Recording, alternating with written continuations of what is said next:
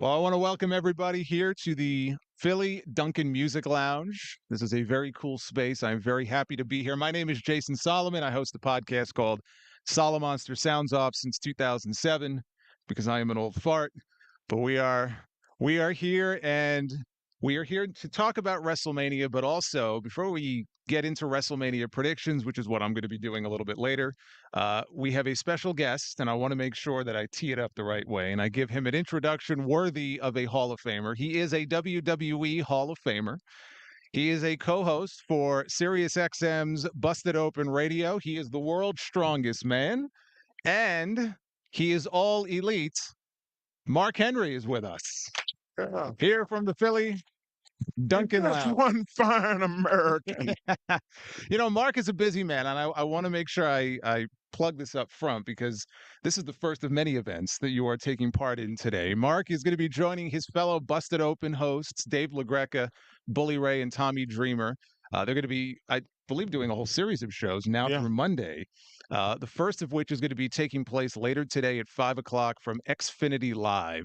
And it is going to be the Busted Open Masters class. And I wanted to ask you about that. What is the Busted Open Masters class? The Masters class basically started. There's a bunch of wrestlers around the world that listen to Busted Open, and they would hear our critiques, and then they would send us messages and like DMs, like, "Hey man, that hit. Like I understood, man. Like if you have any critiques for me," and we said, "Man, let's just do a class. Let's just do a show that's tailor made for what we see in pro wrestling, what we feel like the problems are in wrestling, and some of the stuff we want to pat people on the back.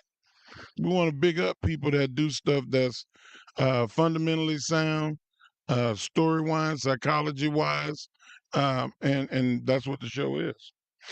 And then after that, later on tonight, Mark is going to be taking part in another event. Remix Rumble presents Wrestling Nightclub for anyone over the age of 21 at Concourse Dance Bar. That's 1635 Market Street.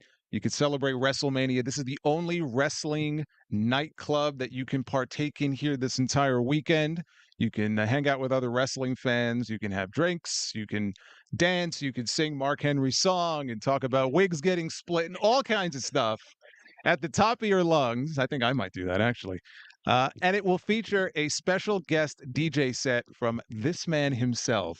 When I introduced him before, I said, man, this is a lot of titles here. We have to add a new one now, DJ. Yeah, world's strongest DJ. DJ.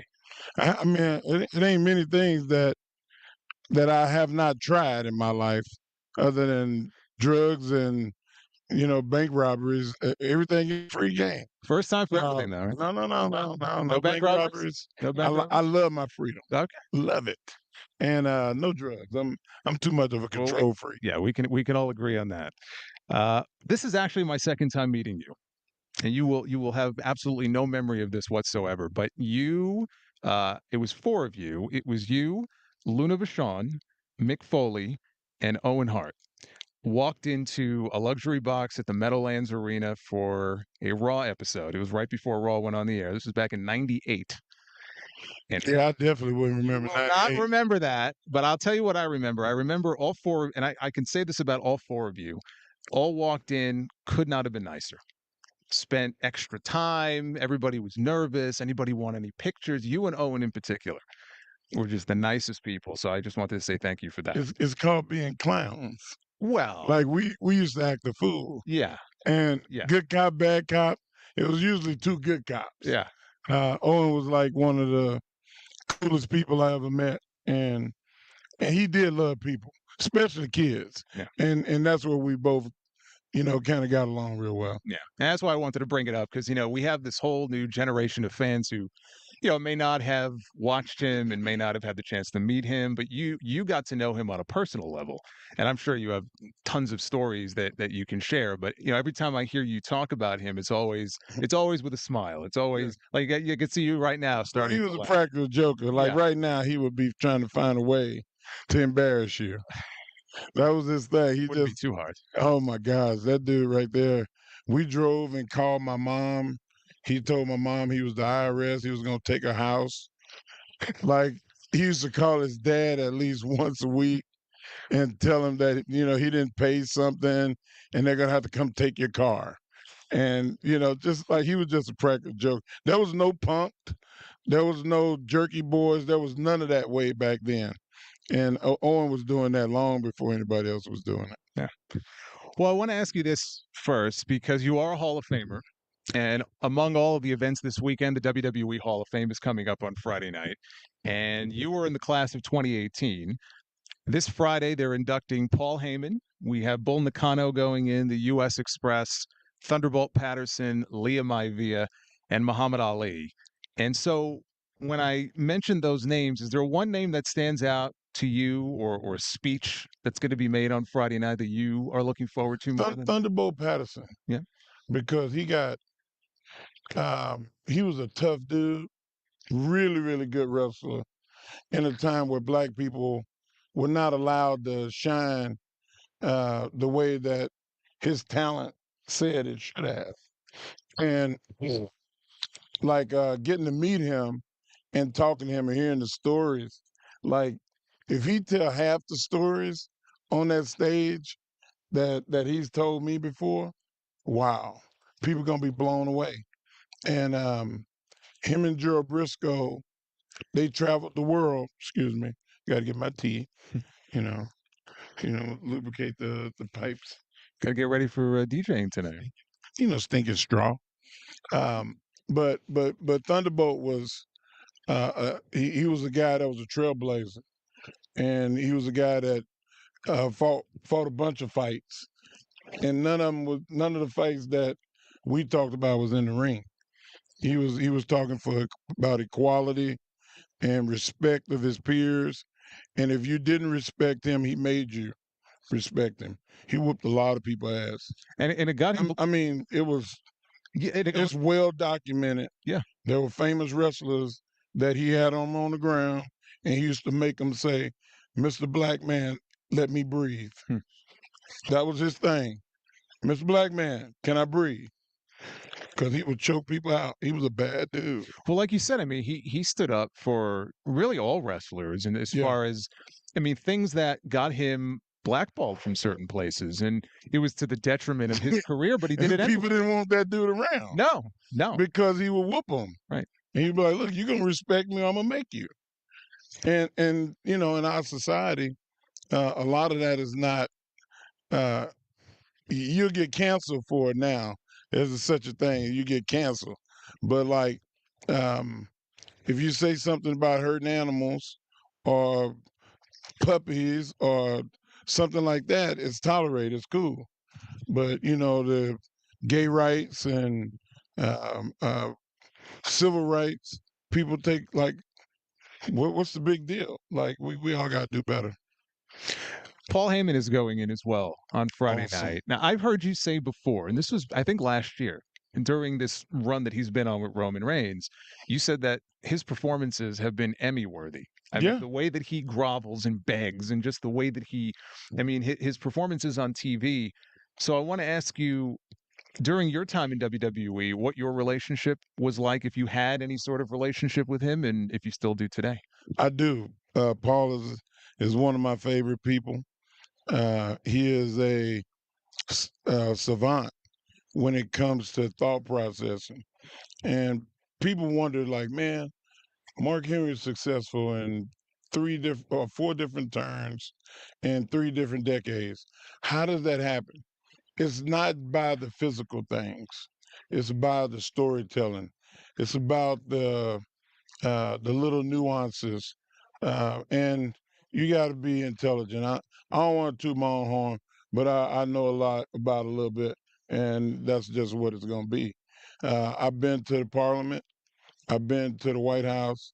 I've been to um, some of the highest offices in the world. And I don't know if there's a lot of people that have the exposure and understanding the systems the way that I do, because of being a professional athlete and traveling since I was 15 years old. So people like Paul, I could have a conversation with, and we never talk about wrestling. And then we'll be able to circle it back and how to make it relevant in wrestling.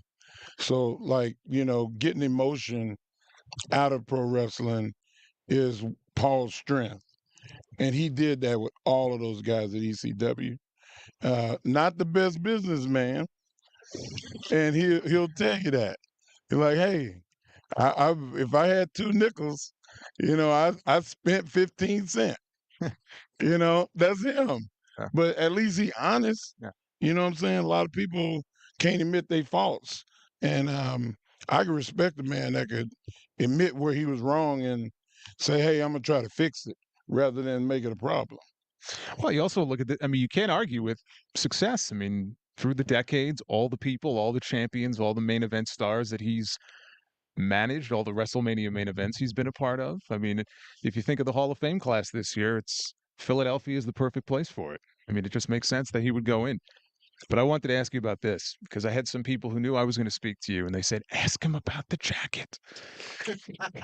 And I know that last year, your salmon retirement or non-retirement jacket, The lion ass jacket. that's right, the lion ass jacket, you loaned it to WWE. I believe they had it on display at Fan Access. So, do you have it back in your possession? I have it back in my Okay. possession, but I did loan them all of my every area of my wrestling gear. They got the red, white, and blue first one. I loaned it to them. Loaned them the Nation of Domination gear, and I loaned them the Sexual Chocolate gear, and they have the World's Strongest gear with the Master Staff Sergeant patch. And I mean, that's uh, I'm looking forward to going over there to the exhibit and seeing how they, set me up. But for all those people that are going to go to the world, look for it. It's over there. Well, I just And I don't work for them. that's true. You know how live you got to be. I That's true. But Get hooked up at another company. well, if anybody can get away with it, though, it's you. I mean, you have the equity. Listen, I own Mark Henry. There's a lot of guys that prostituted their careers and gave companies the right to their name. My name is on loan to you while I work for you. When I'm gone, there's no perpetuities in my contract. Learn to read contracts. Like that's why we have master's class. It's not just wrestling. Like we trying to teach guys how to buy a home. There's wrestlers that still live in apartments. There's wrestlers that don't own stuff. They've been spending $3,000 and $4,000 on rent. Like, man, get a mortgage and own that shit. Like that's we trying to help people diversify and do more. MarkHenry.com or the MarkHenry.com is going to be tailor made for that. Like my new website, David is going to be running my site, and we're going to be helping people, giving people advice. I've been doing it for years. I have guys come tell me all the time, man, the best advice you ever gave me was to buy those properties. Huh. Wow. And they still got them, and they still making money. And that's what it is. Well, we're here in town for WrestleMania. You've been a part of several WrestleManias yourself. As somebody who has been a part of multiple ones, and WrestleMania is in big stadiums, they're going to be at Lincoln Financial Field this weekend. They're Yeah. going to have 60,000 people. Most people in life will never have that experience of knowing what it's like to walk out there to their theme music and have all these people. So for you, as someone who's been there, the first time that you experienced that, what is that like? The first time is like the first time you put your hand on a girl's knee. You want to go further, but you got to get permission. Like the fans, they got to give you a reason to go all out. And like you sweating, you like, oh shoot, man, it gets tense, and you learn to love that feeling. But the first time, bro, I can still remember being behind that curtain, going like to where you can't breathe. Sure. Y'all ever got there? Yeah. Where you can't breathe, you trying, but you just can't get a breath. Like it was like that was a petrifying feeling. And the only thing I can equate it to is the first time that you that you try to go to first, second base. It's just a nerve wracking feeling. Yeah. Of all the WrestleManias that you've been a part of, is there a moment that stands out to you, not as a fan, but as a performer, as somebody who was in it, as your favorite, that you look back on and say, that's the moment I remember the most? I think the biggest is WrestleMania 22, being put in a coffin because I'm claustrophobic. Oh, So whoops. I was more worried about being put in that damn coffin than I was the success of the match. But being that you work in arguably the greatest WrestleMania performer of all time, people say Shawn Michaels, but Shawn Michaels just won more titles. You know, Undertaker went, 20 and 0 at one point, to at WrestleMania. So somebody told me on an average in his career that he made around a million five for each WrestleMania. That's right there. That's $21 million. So like that dude, he was able to. Um, if you ever gonna listen to somebody, that's the one to listen Yeah. to. Was there a piece of advice that he gave you that you still carry to this day that you think was the most valuable? Yeah, you got 2 ears and one mouth for a reason. Like if you listen more than you talk, um, you'll pick up stuff. And I feel like the greatest people, I always went to them and said, basically, like if you was gonna start all over again, what would you do? And then I just shut the hell up Hmm.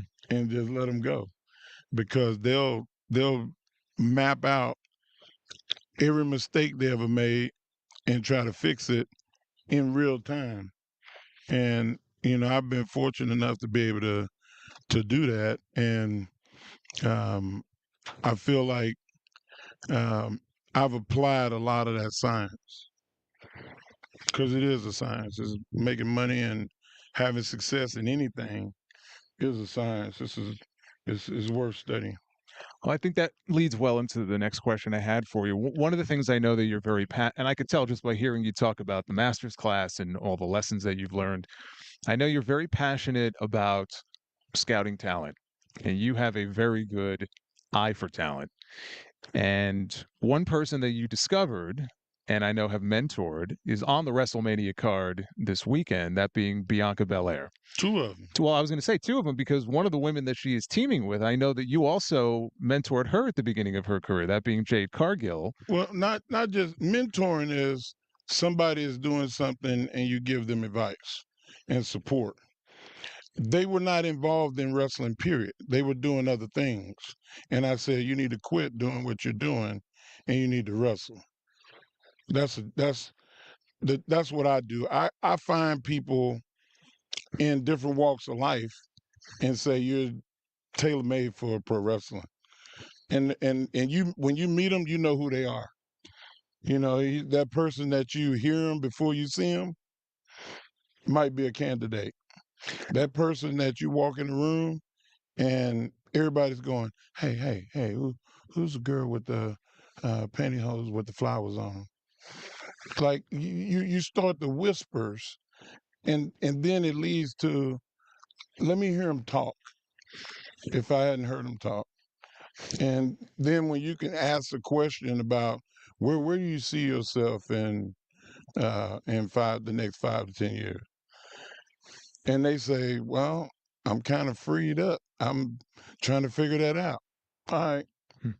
And like you just got to know, like the people have it. Bianca Belair was in a CrossFit competition, and the whole point of a competition is to exert energy when it's needed. Bianca had on a tutu and a big giant bow in her hair, which created resistance in my point of view from watching. And not only would she do an apparatus, she would do a cartwheel and a backflip and turn and then go do the next. She was an entertainer Yeah. more than she was an athlete. And she was All American at Tennessee in track. Mhm. And then she went into being one of the top um, CrossFit athletes in the world.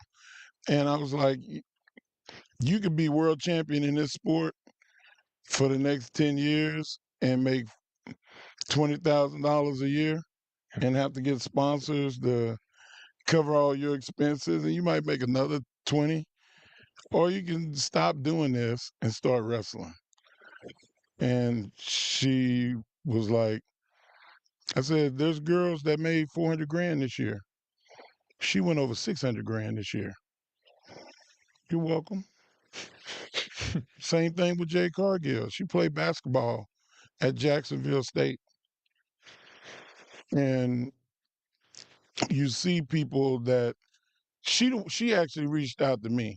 Like, I want to be a wrestler. I think I could do this, and I could this, and I could use this move. And I said, whoa, time out, hold on. I was like, look, you're a pretty girl and everything. Do you really know what you asking? Do you know what wrestling is? Oh, I've been a fan of wrestling since I was little. I like wrestling. I could do this. I said, whoa, time out. Like, pump your brakes. I was like, do you think you can handle it? Because it's tough. Like, it hurts. And she was like, well, I love to try. So I sent her to a guy that with the intent on running her pretty ass off because she talked a lot. And I said, Rip, y'all ever read about Rip Rogers? He the Of worst. course. He's the worst. I love him like a brother. And he taught me a lot because he's a master button pusher. You ever met people that push your buttons and they do the shit for fun? And then they go, I'm just playing with you. And I'm like, Rip, like I was finna punch you in the face. Like, stop. I sent her to him. And he said, Mark, I hit her as hard as a human can hit another human. And she turned to me and said, that's all you got? And he said, I don't Wow. know where the hell you found that one. That one right there gonna be good. So like I have to I test you too. Everybody they listen, I don't date in wrestling. I got a lot of rules that go with being mentored by me. And dating wrestlers is one of my no-nos. And Bianca, her and Montez Ford got married because Montez called me before she talked to her dad about them getting together. Wow.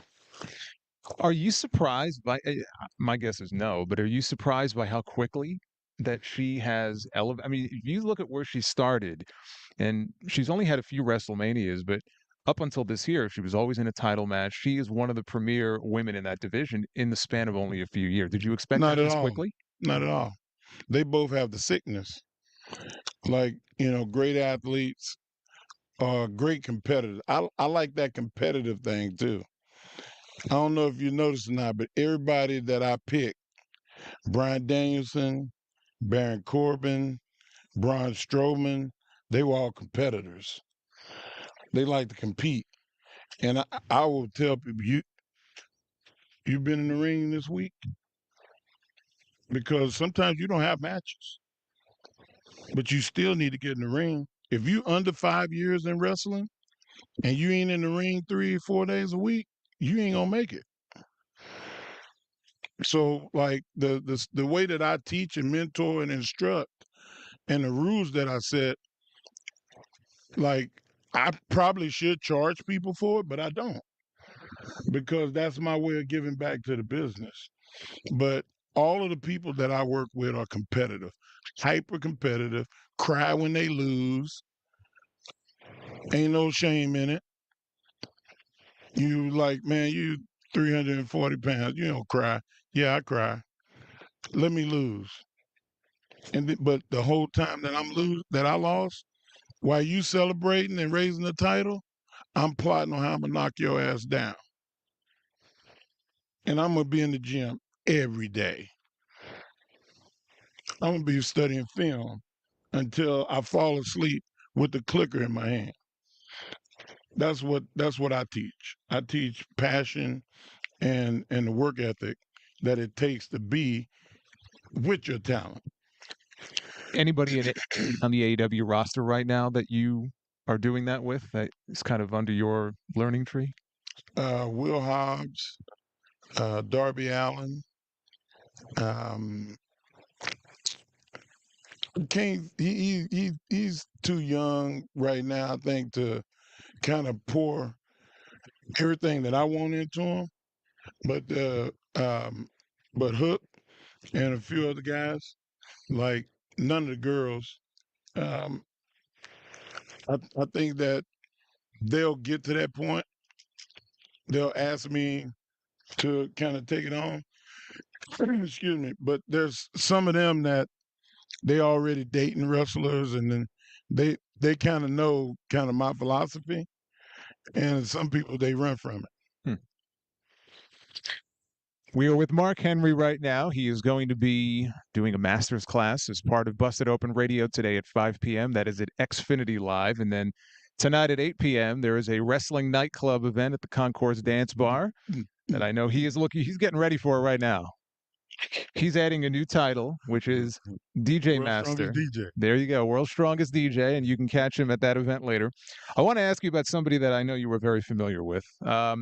You might know him. He's called The Rock. And you Kind of popular. He a little bit, right? He's a little bit popular. As somebody who came up with him, because when you joined WWE, you made the main roster. It was 1996, same year that he debuted at Survivor Series that year. And in the next couple of years, the two of you were rubbing elbows as part of the nation.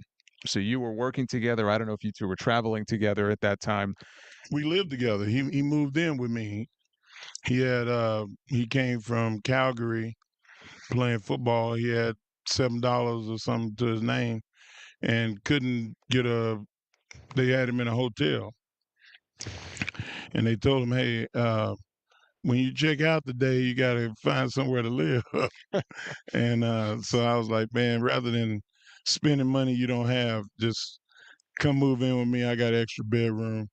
We went and bought him a bedroom suite, and he moved in, and we went and worked out and trained together every day. You see his ascent over the years, and obviously he's one of hardest work I ever met. One of the biggest stars in the entire world. I mean, it's not just wrestling; it's movies. He's got Terramana, and he's the UFL now. That's money. When you can acquire other entities in different walks of life, I mean, all that stuff is, what you can put your name on and what you can own a majority stake in. That's money stuff. The things that have influenced, in my opinion, and it's just my opinion, is the fact that he is gone into Hollywood and he changed the narrative from it just being what the studios wanted. Everything project that he worked on, he demands that there be Black and Polynesian work staffs and talent in his movies. I respect that. Like if I'm gonna be a shot caller, I want representation. I want people that look like me. I want people that um, are willing to work the way that I'm willing to work. And I'm not saying that just because you look like me, you're gonna get a job over a white dude that's more talented than you. If he's more talented than you, then you're gonna work for him, but work for me. Mm-hmm. Like it's got to be fair. And I think that's kind of what Dwayne is doing. And I just respect the hell out of it. I love the fact that he's family first. Like man, like the bloodline is a real thing. People throwing We it got a out. lot of fans here. We got a lot of fans here. We'll get to the predictions in a little bit. Don't worry. But I respect the hell out of him. Yeah, he's a good dude. Well, what do you think about his return so far? So he came back. He was away for a while. He would make sporadic appearances, but now we haven't had him on television as part of the show this consistently in years, and he's playing the bad guy. What do you think of his return so far to WWE? Well, he also introducing the world that don't know him in wrestling to who he is. Not many people get to go home. um, Hollywood had shut down for a while, and he was able to come and jump right back in to what made him and go back and reprise, if you will, like who he is and what he did for the business. Now, it's not a rescue situation where, in case of emergency, break glass, Right. bring the rock, fix it, save us, Yeah. help us make more money. And The they've business and was they've making more money than it did when he was ever a wrestler. and they've done that before over the years. They would bring people back when they needed them to bring ratings up or That's not something. the case. Yeah. He came back because he wanted to, and he wanted to prove a point, and he's done that. I can see him going back Hollywood after WrestleMania, and just taking another uh, sabbatical. Like, it's hard to do that and be on the board of the company. Like, he's above the company. Mhm. The company that he's on the board for owns the WWE, owns UFC, owns the World Food Championships, and so on and so on and so on.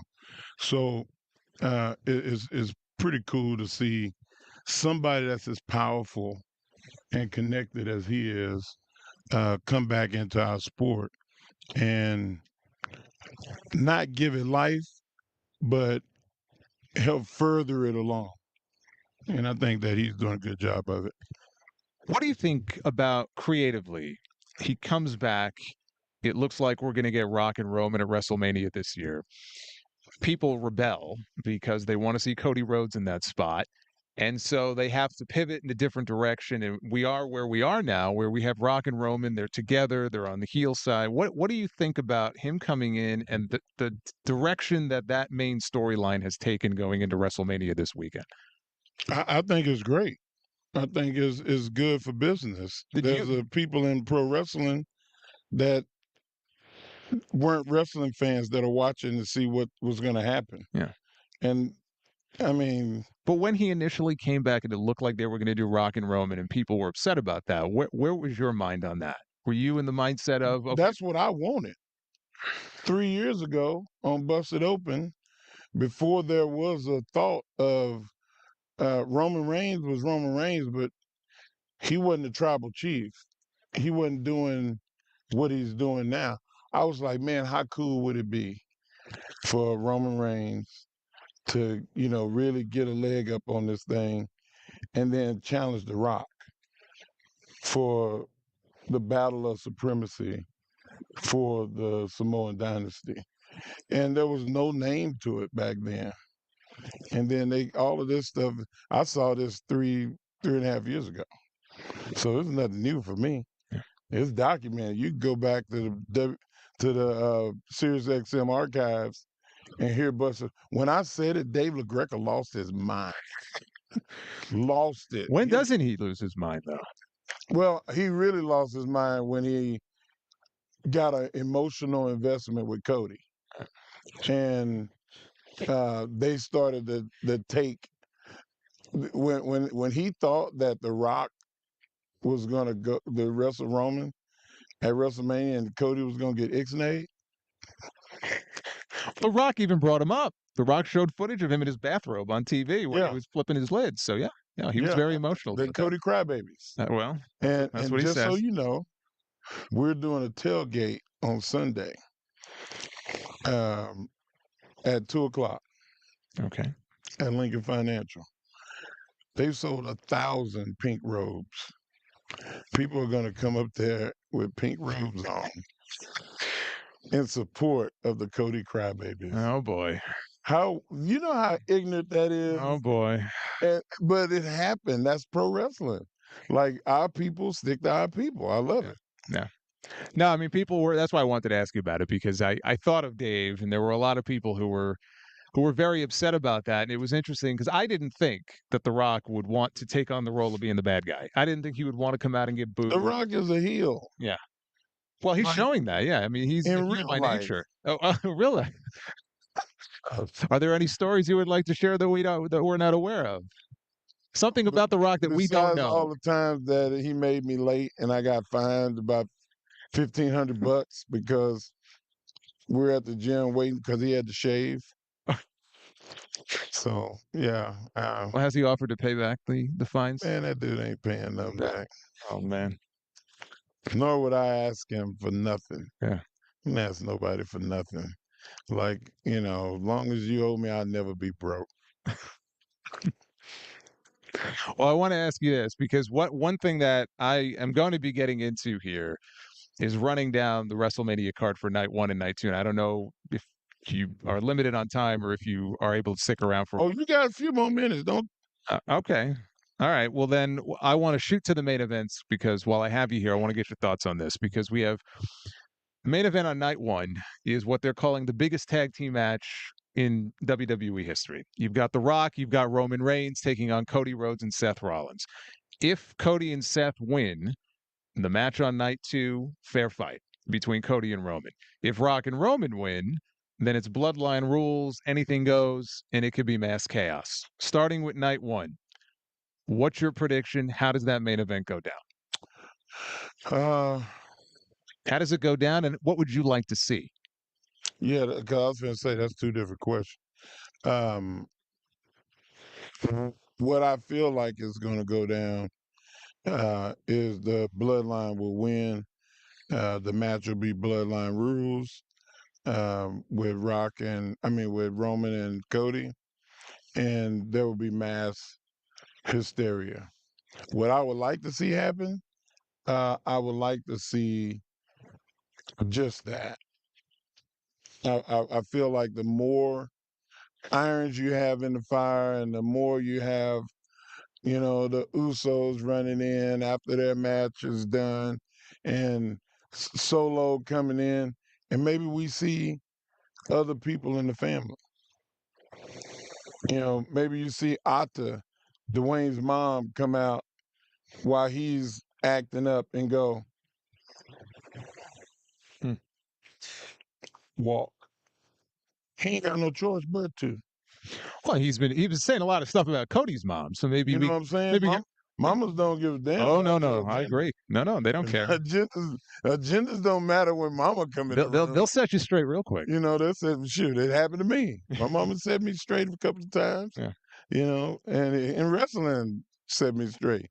So, like, there's so much that can happen that, just speculating.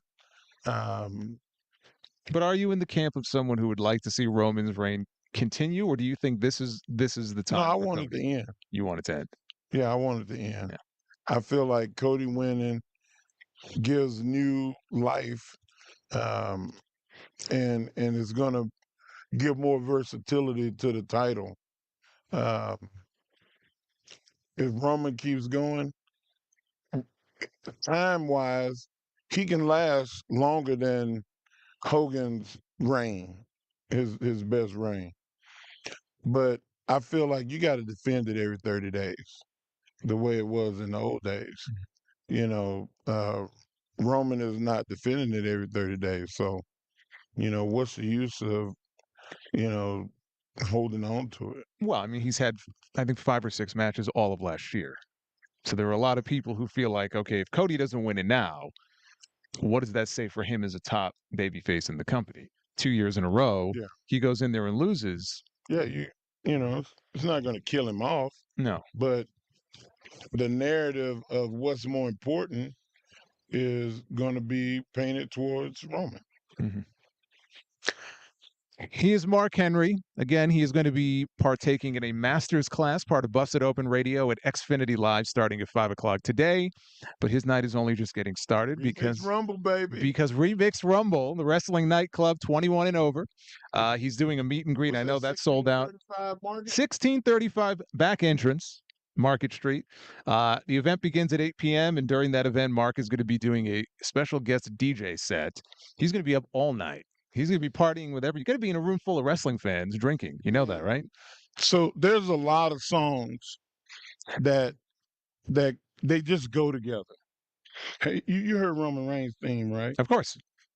Have you ever heard Justin Timberlake? What's that? Cry Me a River? You heard them together? No. It's absolutely nuts. They sound exactly alike. I mean, with the only difference is like a top hat sound, like a. That's the only difference. Is this some of what we can expect tonight at the Come event? on, man, you're gonna hear it all. You giving it away? I'm not giving it away. People gotta pay. You gotta pay to play, Well, baby. you could tease them a little bit, give them a little taste of what they can expect at least. Kind of You music. know what? Undertake a Lil Jon mix. See that's two names I never expected to be. Yeah, I know you together. didn't. Never. I know you didn't. Never. That's more reason to show up. See what that's gonna sound like. That's right. That's right. It's some craziness. That's right. Craziness. 8 p.m. Remix Rumble. Again, he is a WWE Hall of Famer. He is a co-host of Busted Open Radio on Sirius XM. He is all elite. He is all of these things. He is the one and only Mark Henry. This has been a pleasure. Thank you so Man, much thank for you, man. being with me, man. Thank you very much.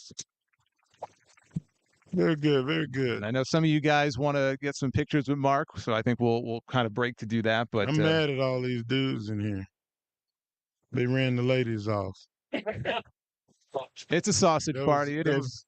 It was like estrogen in the room, and then you could expect that tonight at Remix Rumble as well. No, I'm kidding. I'm kidding. I'm kidding. A little bit, just a little bit.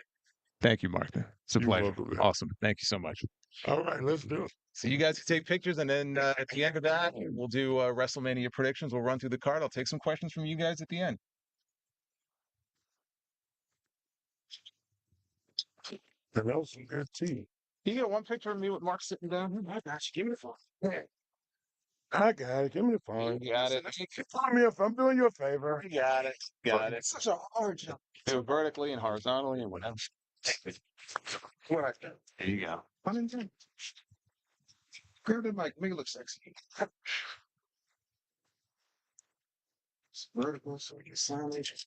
One from the ground. Let's see. Angles. Let's hope it's. Thank you. Oh man. You have to take some pictures real quick, sir? Yeah. Can we do it outside? Because that's like So we got a few minutes. that's fine. You didn't bring can? Yeah, it's out there.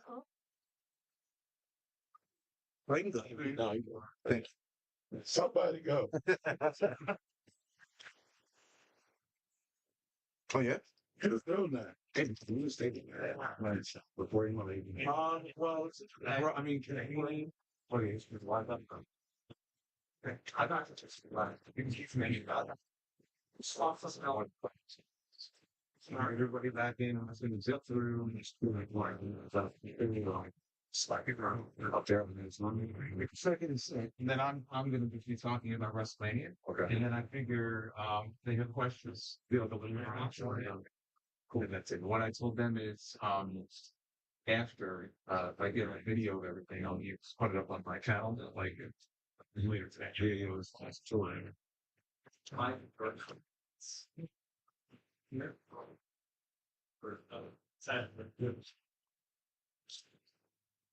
Oh.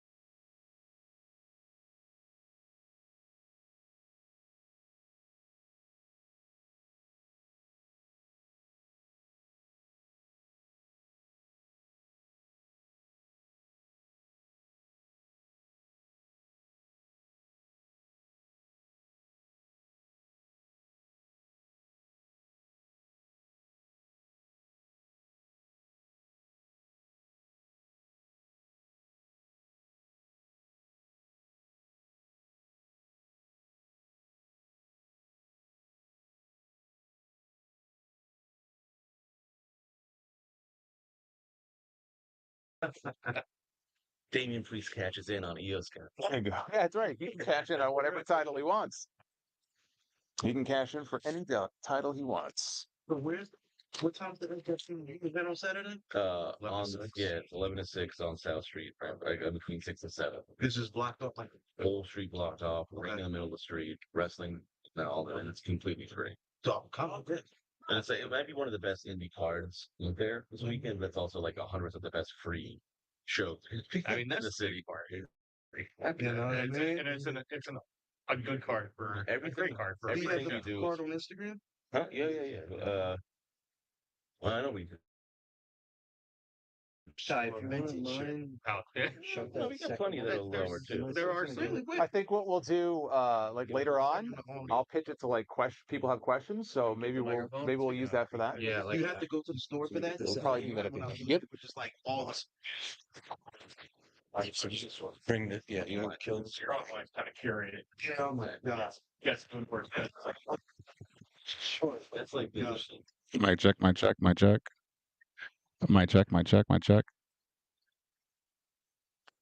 At this point, you're stockpiling for this. I do that. I'll bring it down after the AK. All right. Don't worry. Yeah. No, yes. Okay. There's a dude also there's like this guy. All right, Jason, you ready to rock, sir? I'm ready. All right, make sure. Hang on one second. Let me see. I'm good. I got it. It's random. So there's a couple things that Triple H game insurance. So like never put this. I get that. I think it's betrayed everything I brought down. Jason, well, take out back. Let's go. Welcome back, boys. Welcome back. How cool was that Mark Henry interview, man? He was awesome. Mark was awesome, and again, he's going to be DJing later tonight. I'm going to DJ. This is my DJ session right here. And the reason I came here to the Dunkin Music Lounge, and I thank them again for having me, when I told them that I do predictions every year before WrestleMania, they said, why don't you come on down here and you could do it here and we'll get some people in here. I said, that sounds like a great idea, especially for this WrestleMania, because it just feels to me, there's a certain excitement, I think, going into this Mania that hasn't been there before. I'm sure The Rock has something to do with that. I have friends who don't even really watch much anymore who are like, oh, hey, what time does WrestleMania start? I said, it's actually 2 nights. And they're like, what? I go, yeah, it's 2 nights now. But it's amazing when I look at this WrestleMania. If you think about where we were 2 months ago or 3 months ago, as far as where things look like they were going, Cody and Roman seemed to be the direction. Seth and Punk seemed to be the direction. It looked like Brock Lesnar was going to come back in the Royal Rumble and end up wrestling Gunther at WrestleMania. No Brock, no Punk in the ring. And then we all know what happened with the Cody and the Roman stuff. We still ended up back there, but it's pretty incredible to see where we are now. What I want to do is I have the lineup, and I think this was the rumored match order as well, but we'll see. I'm sure that'll change. But we're going to start with WrestleMania Night 1. And I'm going to run through this card here, give you my thoughts and predictions. And if you want to chime in, we'll do questions at the end, but if you want to chime in, feel free. It sounds like they're going to be kicking off WrestleMania Saturday with the women's world title match between Becky Lynch and Rhea Ripley. Becky has said she wants to open Night 1, so she probably pitched for it. It looks like that's going to happen. I am a fan of Rhea Ripley. I like Becky Lynch. Rhea's been champion for a year. I will say I think her reign as champion has been very underwhelming. I think back to the past year, I can't really think of any match that stands out to me. Like, oh, that was a great match that she had. Yeah, with Charlotte Flair at last year's WrestleMania. So, and I don't blame her for that. I think the run has been very underwhelming. That said, I don't think that she should win this match. I don't think that she is going to win this match. I'm going with Rhea Ripley to retain. I think there are other bigger matches for her as the year goes on. I could think of at least one person on the other show that I'd like to see her in the ring with. Maybe that's the WrestleMania match next year. But how are we feeling overall? Rhea Ripley retaining a WrestleMania. I think that sounds about right. There you go. It's like mommy's on top. There you go. We're going to have little kids talking about mommy being on top. That's a horrible image. All right. We have a six-pack ladder match for the tag team titles, undisputed tag team titles. It is the Judgment Day defending against DIY, Miz and R-Truth, Pete Dunne and Tyler Bate, and A-Town Down Under, which is Grayson Waller and Austin Theory. They made it very clear on TV. Michael Cole said it the other night that both sets of belts are going to be hanging from the ceiling. The match does not end until you pull down both sets of belts. That sounds to me like they're setting up for a split. I don't think the titles should be split. I know some people do. I look at the tag team division. They've made progress. I think individually, you're going to be in the same situation you were before, where you're going to have the same 3 or 4 teams. Until they can really beef up the divisions, I think, individually on each show, I personally am in favor of keeping them together. But I think they're going to split them. I thought when this was not a ladder match, I thought it was going to be a straight tag team match, that they were setting up for R-Truth to have a big moment. He was finally going to he's going to beat Damian Priest and get his moment and win the belts. I still think he's going to. I think Miz and R-Truth are going to, probably with the Raw titles, pull those down. If I had to pick who the other winner would be, they pull down the other set of belts. I see it being Waller in Theory. And I think that they would probably be decent heel champions on SmackDown. So if I'm right, and if they split them, those are the 2 teams that I'm going with. I think it's Miz and R-Truth for the Raw brand, and I think Waller in Theory pull down the belts on SmackDown. But what do you think about splitting the belts? Yay or nay? No, Yay, mostly yay. Nay, he says nay. Why nay? It's not enough depth in the tag team division support. There's more teams that were teams instead of individuals together. I can see it happen. Yeah, and that's my logic as well. I mean, until you can get some more teams, I just don't see the point. Yeah, go ahead. Making new tag belts anyway. Well, that's been a rumor. I think there are tag belts that were made. I think they've been sitting in a vault or a warehouse somewhere for a year, because there were some belt people, like belt makers, who were saying that a year ago. So they probably have all kinds of belts that they made just in case, and then for whatever reason they didn't use them. So I'm sure that's the case, that they have them. I wish they would do that. I wish they would just have one set and have just floating champions, but we'll see. Motor City Machine Guns coming down since they just left. They did. Motor City Machine Guns are free agents as of April 1st. And one thing, I was going to mention this later, but I work with House of Glory, which is one of the bigger independent promotions on the East Coast. Then we've had Alex Shelley in a few times. Alex Shelley is going to be on our show tomorrow. He's the Wrestling Revolver champion. But anyway, so he's a tremendous talent. And Chris Sabin's been around forever. He's a great talent as well. I think they'll thrive wherever they go. It feels to me, I just feel like AEW would be the better fit for them. If it were up to me, I personally would love to see them in WWE just to see how they do. But I feel like for their style and the talent that they would be working with, I feel like AEW is a better fit. So I honestly don't know where they're going to land. Maybe if I see him tomorrow, I'll ask him. I'm sure he'll tell me. I'm sure he'll tell me. We have another tag match. We have Rey Mysterio and Dragon Lee teaming up to take on Santos Escobar and Dominic Mysterio. Not enough booze. I said Dominic's name. There we go. Thank you. I think it's going to be a great match. It's a little weird how out of nowhere we're just back to Rey and Dom. He showed up one day, interfered in the match, and we're just back to Rey and Dom.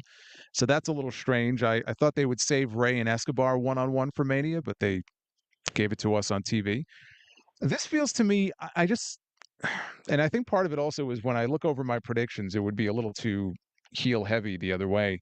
I'm going with Mysterio and Dragon Lee for the win. Dragon Lee is somebody who I think Triple H has some high hopes for. They were pushing him pretty well there for a while. Then they got away from it. I don't know why. I don't know why he vanished for 5 or 6 weeks. But I feel like he is someone that they are banking on for the future. And feels like a babyface win to me. I don't really have any other gut instinct other than that. So how are we feeling as far as babyface is going over here? Yeah? You think Ray pins Dom? Well, we had that last year. I think Dom gets the win. I think Dom wins, right? Okay, so you think this time it's going to be Dom pinning his deadbeat dad? It's the old LWO command. Yeah, that's true. Legato, right? Where are they going to be? That's true. It's wild. Carlito makes a big move here on a turn. The way they beat him on his comeback, he's got to do something big in this moment. That's why I was on the fence a little bit because I could see a Carlito heel turn. Given that Dragon Lee was just announced as the new member, maybe Carlito looks at it and goes, "Hey, you overlooked me and you went with him instead," and he wasn't even part of the group, and that's how the heels win. So yeah, I could very easily be wrong on that one, but I'm going to stick with my gut. My gut is Ray and Dragon Lee. Dom's cooking up something. All that. He's got that mullet too. She's getting longer by the week. You just wonder if they're building to a hair match at some point. Hair versus mask. SummerSlam, maybe. Then we have brother versus brother. We have Jimmy Uso against Jay Uso. We have Yeet against No Yeet. Yeet and No Yeet. I actually feel that Jimmy needs this win more than Jay does. Jay Uso is super over. Like if Jay, I'm telling you, Mark Henry left already, but if he was here, I would tell him, I guarantee you that if you go to that event tonight at the nightclub and they're playing wrestling songs all night, as soon as Jay's music hits, everybody's going to be going like this. Everybody's going to be doing like, no, they'll do that during the entrance. But he's super over. Jimmy has not attained that same level of stardom that Jay has. And I also don't think that this is going to be the end of it. I think this is only the beginning. This reminds me in a lot of ways of Bret Owen. That was the first match. And then we got more that came after that. So I just can't imagine that this is a one and done here. And I think if that's the case, Jimmy needs to win. And, that could also feed into the bloodline stuff, right? They picked up a big win. And so now Rock and Roman are feeling confident. But yeah, it could be Backlash. It could be another pay-per-view. This is not going to be the only match. But I think Jimmy needs it more. I'm going with Jimmy Uso for the win. Then we have another tag match. This is a 6-person tag match. We have Bianca Belair. We have Jade Cargill, her first WrestleMania. And Naomi taking on Asuka, Kairi Sane, and Dakota Kai. If you're an Asuka fan, get ready because she has a reverse Undertaker streak going. This is going to be 0 for 6, I believe, because she ain't winning this match. Bianca has a streak as well. Bianca has a streak as well. Well, actually, there's another streak, too, that's over because up to this point, every match Bianca has had has been a title match. That's why I thought they were going to do the women's tag team titles. I can't imagine this is anything other than Jade, Bianca, and Naomi getting the win. I can't fathom it. It just They got the best nickname right now, though. The Power Buff Girls. Is that what they're calling themselves? The Power Buff Girls? It's great. I'm not going to call them that. But if the internet is calling them that, then okay. Fake throw salt in the wound and have Jade get the pin. And Tony Khan's gonna be sitting at home angry, just like, how did I let her? He's already angry. Honestly, at this point, going into this weekend with everything he's got going on, I don't think Triple H cares. I think that's the furthest thing from his mind. Although we know what AEW is thinking, but we know what they're thinking about after that opening segment last night. But let's get into the Intercontinental Championship. We have Gunther defending against Sami Zayn. I like Sami Zayn. Have nothing against him. Great moment in the WrestleMania main event last year. Almost brought a tear to my eye to see him and Kevin Owens celebrating at the end of the show. This is not the match that I wanted at WrestleMania. This is not the match I wanted at WrestleMania. This should be Gunther and Chad Gable for the Intercontinental title. And Gable's daughter should be parked right there in the front row. The story was there. They didn't go with it. And so now we have a situation where they haven't said, but I'm assuming Gable will be there. And maybe he'll be in Sammy's corner. He'll be like his coach or something. But I just don't see Sami Zayn winning. I don't see it happening, and I don't see where it really does anybody any good. He's been Intercontinental Champion before. He's done big things before. It would feel underwhelming to me if he was the one to finally slay this man and take the title from him. Now, if you watch that vignette from the Performance Center on Monday, clearly somebody watched Rocky 3 the night before. They had Rocky 3 vibes. There was some Rocky 4 stuff going on there. I would like to think that this is the Rocky 4 story, but Sammy is not Rocky. Sammy is Apollo Creed, and Gable is Rocky. And so if he dies, he dies. If he dies, he dies. So maybe it's a situation where Gunther wins, Gable's out there, Sammy is half dead. Maybe the beating continues when the match is over. Gable comes in, and we can get a little face off, but tease the fact that they're going to come back around to it. That story still has life to it. It might not be at WrestleMania, but Gable and Gunther, I think should be the destination here. Some people may have other names in mind. Oh, he's not big enough. He shouldn't be the one. Whatever. But I think that may be the way that they're going with this. I mean, Gable's involved here. This is going somewhere. My fear is he's just going to turn heel. Then you've squandered just a great story. Well, that's what a lot of people think. Throw in the towel. Rocky IV. Throw in the towel. Throw in the towel. Well, either way, I don't get the sense that anybody here really thinks Gunther is going to lose. Plan was supposed to be Gunther and Brock. Mhm. At that time, I did not see Brock beating Gunther. I thought Gunther was going to be like That's not his plan. Yeah. Mhm. So there's no way you're going to say or make me believe that Sami Zayn's. Yeah. So if the plan was for Gunther to win anyway, then I'm okay with them going with Sammy, because at least they're not just beating Gable for a second or third or fourth time or whatever it is. But I think that's logical that they weren't planning on taking the belt off of him yet anyway. Yeah, somebody asked me a question. I answered this on my show, and they said if I could add a stipulation to any of the belts, or if I can create my own belt and it had a stipulation, what would it be? And I like the idea of having the Intercontinental title and the U.S. title, where if you are champion for a year, one full year, at that point, you don't have to. You can kind of hold it in your back pocket, but at that point, you get to cash that in for a shot at the world title of your brand, whatever brand that you're on. So I guess it's kind of similar. TNA has a gimmick like that, option C. But at least, add that little stipulation there, because you get to a point like Gunther, it just feels to me like, why is he still the Intercontinental champion? Like he beat everybody there is to beat. The only thing left is for him to lose. That would be a way for him not to lose, because if he's still champion, maybe it's 15 months in and he goes, you know what? We're heading into SummerSlam. Time is right. I want that world heavyweight title. And he hands over, the Intercontinental. Bash in Berlin, which is only a few weeks after SummerSlam. Winning a world title. Possible. I think there's a better chance of him winning the world title on that show. But yeah, either way, he's going to have a big match on that show. I can't imagine he doesn't. Yeah, I have him retaining. And then we get to the main event.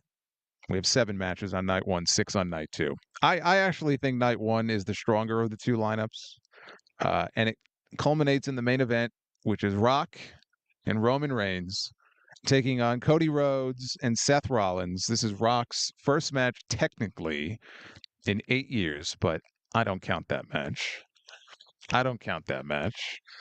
So this will be Rock's, as far as I'm concerned, this is Rock's first match since the last time that I saw him live. I was at that WrestleMania, and I thought that match sucked. The second match with Rock and John Cena, which is the match where Rock got hurt, tore every muscle on his body. It was finisher spam at the end. I mean, it was just ridiculous. Yeah, well, not at that point. It rained earlier in the day. By that point, it was dry. So now Rock he's 10 or 11 years older. I think physically he's bigger than he was even then. And we saw him on Monday night. He got physical, where he was taking bumps and selling, and he looked okay. I don't think he hurt himself, so that's good. But everybody that is excited about WrestleMania that maybe isn't a week-to-week fan is going to be tuned in to see him, because they're excited The Rock is back, because they probably grew up watching The Rock and all those guys. So I think it's going to be a big deal, I think, for a lot of people. I am very curious what kind of entrance he gets. You remember in the old days when he had the Hollywood intro and you saw the helicopter in the video? I could see him actually coming out of a freaking helicopter. I think Charlotte Flair did that for WrestleMania one year. The Shield. Okay, yeah. So he's going to do something big, and I think it's going to be great. But when you get down to brass tacks, the stipulations are very simple. If the Bloodline wins, it's Bloodline rules on Sunday. If the Bloodline loses, it's a fair fight on Sunday. We're at the point where I think it would be boring for it to be a fair fight. I don't want a fair fight. I know exactly the outcome I want, but I don't want a fair fight. So I have Rock and Roman winning, and I think the way to go is you have The Rock pin Cody Rhodes. And I think that's the right way to go. Poor Seth Rollins has already been buried 17 feet beneath the surface. He doesn't need to be buried anymore. If Rock beats Cody, whether it happens or not, what you've done now is you've set up a match for later in the year, next year, SummerSlam, whatever. I mean, you look at the build-up to WrestleMania this year, you would think Rock was already wrestling Cody. Does it really feel like Cody and Roman is the match they've been building towards? Not if you watch the TV, it doesn't. So I think that's the smart way. I think that business-wise, that's the smart thing to do. And I think that's the way it's going to go. And then Rock is going to take his belt and he's going to hand it to Mama Rhodes. And that will feed into night 2. But before we get to night 2, I want to give a shout out to Suplex Vintage Wrestling. This gentleman right here, the man himself. It is your one-stop shop, wrestling shop in Philadelphia. They've got all kinds of cool things. They've got vintage clothing. They've got toys and replica belts and all kinds of memorabilia games. You really should check it out in person. It is at 628 South Street. They are going to be hosting a block party outside their shop this Saturday from 11 a.m. to 6 p.m. There may be special guests there. There's going to be a ton of wrestling fans there. It's going to be insanity. So make sure you check that out. And you could also find them online at suplexsvw.com. Suplex Vintage Wrestling. Hopefully one of these days I'll be able to mosey over there myself and check it out, because that's right up my alley. Vintage stuff. I am vintage. That's my way of saying I'm old. But now let's talk about WrestleMania Sunday. WrestleMania Night 2. And again, this is this was from Meltzer the other day, so who the hell knows if it's real or not. But he had what he claimed was the match order here. So it looks like they're going to kick off. And I thought this was common sense. Kick off with the World Heavyweight title match on night 2 between Seth Rollins and Drew McIntyre. We have CM Punk on commentary for the match. I cannot imagine he does not end up being involved in some way, even if it's just a distraction. Physically, I don't know what he can and can't do. But he's going to be there. I'm sure he's going to play a role here in this match. And I think, now I am a huge fan of Drew McIntyre these last 5 or 6 months. I mean, the guy he's just on fire. He's doing the best work of his career. He's enjoying it. Every time he trolls CM Punk, the visceral joy on this man's face is just a sight to behold. And I think that in some form or fashion, he's going to end up costing Drew McIntyre for all of his trolling, for just all the burns. You're straight edge. You don't drink. You don't do drugs, yet you're in rehab all the time. What's up with that? All timeline. But I also think it feeds into something else. WWE made an announcement a few days ago. They're bringing back Clash at the Castle. And Clash at the Castle was in Cardiff 2 years ago. Now it's going to be in Glasgow. It's going to be in Scotland. Drew McIntyre is the Scottish, what is he, the psychopath? Is that what they call him? Okay. Everyone has to have a nickname. So he's the Scottish psychopath. He's going to be on that show. And everyone's talking about his contract status. Oh, he hasn't re-signed yet. They got him locked down. He may not have put pen to paper, but they would not be going there if they didn't think they had him locked down. So what I'm wondering is if they might be saving a title win for Clash at the Castle. You could have Punk factor in here. Punk gets a little measure of revenge. Rollins wins. You come back in June. It's June 15th is the date of the event. And you could have McIntyre win the title on that show. And that realistically is how I see things going. But I don't think that Seth Rollins is leaving as the World Heavyweight Champion. So he may get a win against Drew McIntyre. But there's a certain someone who's been walking around now for many months with a Money in the Bank briefcase. And he has looked like a complete idiot on multiple occasions where he could have cashed in and he didn't. A couple of times he tried to cash in. He got kicked in the face, kicked in the balls. I mean, it's just one thing after another. But he kind of teased something on TV the other night. And he said that WrestleMania is going to be a big night for the Judgment Day. He said WrestleMania is going to be a big night individually for all of us. And Rhea Ripley is like, you have something you want to tell us? And it didn't go any further than that. So maybe they just want you to believe that, but I think he's had it for so long. I mean, yes, he could always cash in the night after, on Raw. Right. But it's WrestleMania or bust to me. It's like you've been waiting for so long. If you're going to do something with this guy, this is the time to do it. And you go from Punk costing McIntyre and everybody's happy and Rollins is the champion, and then what did The Rock say? What did The Rock say in one of his social media promos a few weeks ago? He said Rollins was running his mouth about him. You're a clown emoji and all this stuff. And he said, keep running your mouth and I'll make your title disappear. Well, he's been running his mouth. He's part of the whole thing.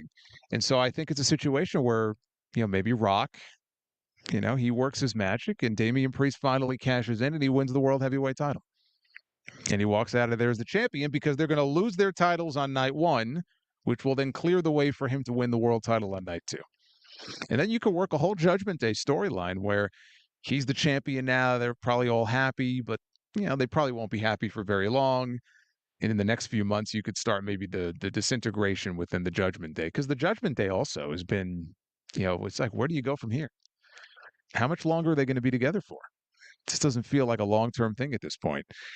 So that's where I think the world title is going to end. But how are we feeling about a Money in the Bank cash in here? A successful Money in the Bank cash in. Here's a question: do you think the Money in the Bank is still good as far as working somebody, or you think there's still a deterrent because make sure this guy wins by your time? Do you like? I personally, I think it needs to take a break. I really think the Money in the Bank needs to go away for a while. I think it became a thing where, okay, we're to do it every year. I know why they do it. I mean, it's a big pay-per-view for them. So they're not going to get rid of it. So I understand it. But as a fan, I just think it's such a tired concept. I think it's kind of like Chris Jericho, very tired, needs to go away for a while. Then you could bring it back. Maybe it'll be fresh again. So that's kind of how I feel. The actual Money in the Bank match is always so much fun. It's fun, but you know what? Honestly, it is fun, but a lot of them also kind of blend together.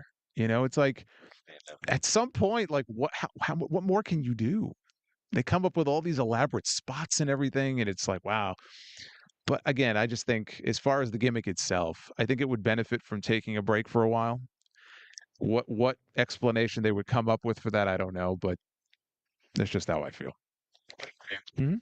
Baron Corbin failed cashing in the morning. We've seen Baron Corbin fail at a lot of things, unfortunately for him. He seems like a nice guy, but he blocked me on Twitter. But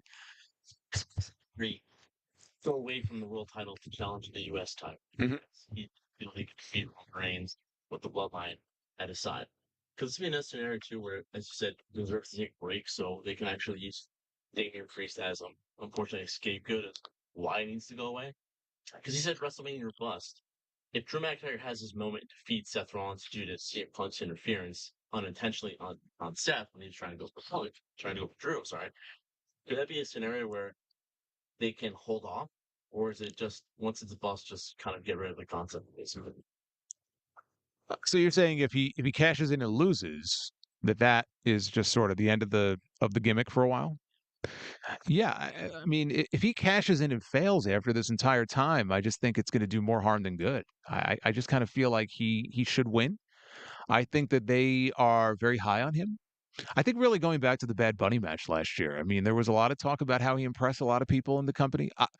I can't believe I am even saying this, but that was one of my favorite matches of the entire year. I thought it was great. And yeah, there were some AEW fans who were like ready to pick up their torches and pitchforks and come after me for saying you would put Bad Bunny above Will Ospreay, or as Adam Copeland would say, Will Osprey. But yeah, I think they're very high on him. I don't think that they would want to damage him in that way because I feel it would be damaging if he cashes in and fails after all this time, all the teasing and everything else. Yeah, maybe they have a Judgment Day story in mind where it'll make sense. I just think it would be too damaging for him. Cashing in mid-match like Rollins did 9 years ago. Yeah, and I think that would be stupid. Like if I have the Money in the Bank briefcase and I can wait until the end of a 15-minute WrestleMania match when the guy's already done and spent, then why would you cash in the middle of it?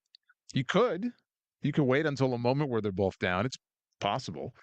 I just think Punk is the story as far as that match. If he's going to do anything, like it's about Punk, and then any Money in the Bank thing would come after the fact. That's the feeling I have. Then we have just added a few days ago a Philadelphia street fight.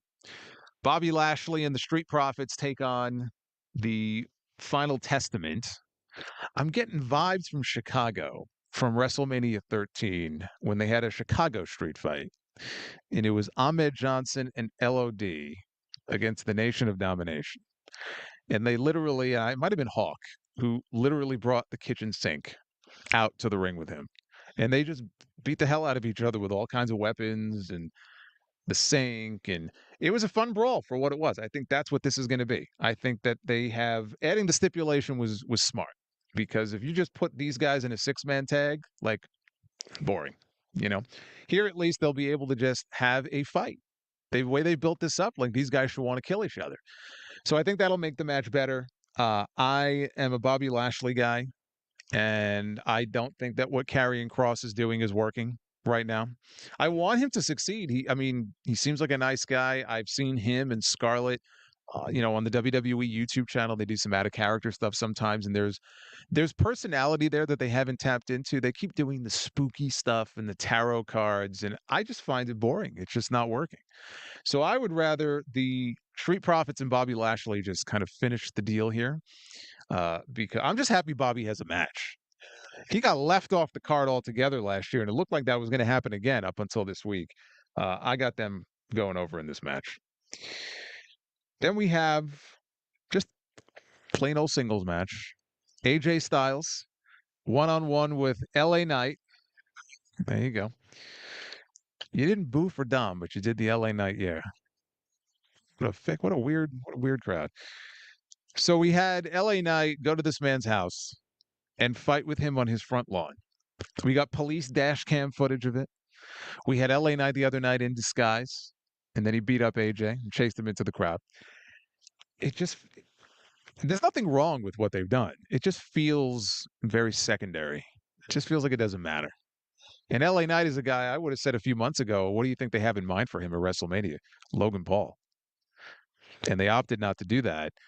And it's weird to say that because AJ Styles is great, but it feels like an undercard match is what it feels like. Yeah. On LA Knight. It's like the hottest guy in the company a few months ago. And I just feel like he's still over, don't get it twisted. No, he's definitely over. Yeah. I just feel like that United States Championship match with Logan Paul is the way to go. And coming out of WrestleMania, both world titles are going to be the scenes are going to be so congested. I just feel like there's no other place for him to go coming out of WrestleMania. He should be the United States champion right now. Well, there is a place for him to go coming out of WrestleMania, which I'll talk about in a second. I think AJ Styles is winning. I have AJ Styles going. I have him going over here because I think, kind of like Jimmy and Jay, this is not the end. And I think that they may also assume that people just think LA Knight's going to win, and maybe there's a little bit of let's throw him a curveball here. I think that this is going to go all the way to Backlash, and I think they'll blow it off at Backlash. LA Knight will get the win. To your point, I still am holding out hope, and I still think that the direction is LA Knight and Logan Paul. And I think they get there at SummerSlam. Because Logan Paul's going to have a big match on that show. He's an Ohio guy. They're in Cleveland, so he'll have a big match there. So I'm still hopeful that they will get there because I think the promos would be great, as far as on TV. But I think AJ and look, AJ needs a win too. I mean, let's be honest here. When was the last time AJ Styles won anything at all? I mean, come on. AJ is as physically big as I've ever seen him. He's on the rock diet. I don't know what he's been doing, but he is jacked. And it would be nice to see him get a win. I do think at the end of this, though, LA Knight goes over. But I see it at Backlash, not a WrestleMania. So that might be the outcome that shocks people the most, maybe, because I would assume most people think LA Knight's probably going to win that match. I'm not one of those people. Speaking of Logan Paul, we have Logan Paul defending the United States title in a triple threat match against Kevin Owens and Randy Orton. I think it's going to be a very good match. Logan Paul's matches, for the most part, are very good, as are Randy Orton and Kevin Owens. So I think you got a good mix of talent there.